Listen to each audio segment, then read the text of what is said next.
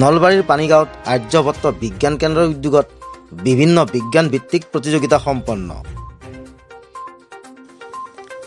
অসম চৰকাৰৰ অসম বিজ্ঞান প্ৰযুক্তিবিদ্যা আৰু পৰিৱেশ পৰিষদৰ দ্বাৰা স্থাপিত আৰ্যভট্ট বিজ্ঞান কেন্দ্ৰৰ পশ্চিম নলবাৰী খণ্ডৰ উদ্যোগত নলবাৰীৰ মিলন হাইস্কুল পানীগাঁৱত আজি বিজ্ঞান ভিত্তিক আৰ্হি, আকস্মিক বক্তৃতা, চিত্ৰাংকন আৰু ধাৰণা লিখা প্ৰতিযোগিতা সম্পন্ন হয়।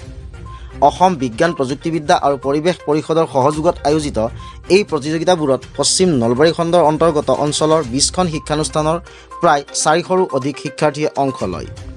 প্ৰতিযোগিতাবোৰ সমাপন হোৱাৰ পাছত বৰভাগ মহাবিদ্যালয়ৰ পদাৰ্থ বিজ্ঞান বিভাগৰ মুৰব্বী অধ্যাপক ডক্টৰ মহানন্দ পাঠকৰ পৌৰোহিত্যত আয়োজিত বঁটা বিতৰণী সভাত বিজ্ঞান ভিত্তিক প্ৰতিযোগিতাসমূহত বিজয়ী প্ৰতিযোগীসকলক মানপত্ৰ, কিতাপ আৰু স্মাৰক প্ৰদানেৰে পুৰস্কৃত কৰা হয়।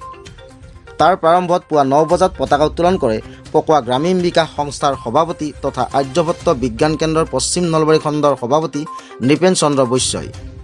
প্ৰতিযোগিতাসমূহ উদ্বোধন কৰে নলবাৰী জিলা প্ৰাথমিক শিক্ষা বিষয়া সীমান্ত ডেকাই।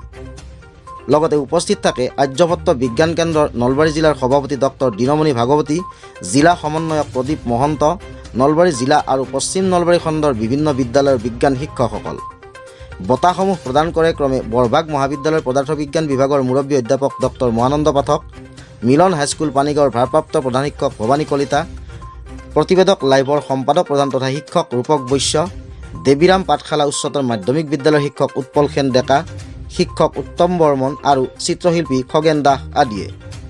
বিভিন্ন প্ৰতিযোগিতাৰ বিচাৰকৰ আসন অলংকৃত কৰা আন আন শিক্ষকসকল হৈছে ক্ৰমে ইনালী দত্ত, দীপিকা ভৰালী আৰু নয়ন গোস্বামী।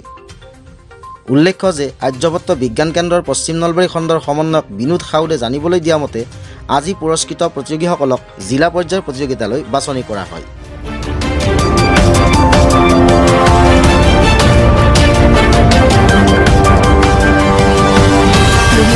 প্ৰতিবেদক লাইভ, পোহৰৰ দিশে এখোজ।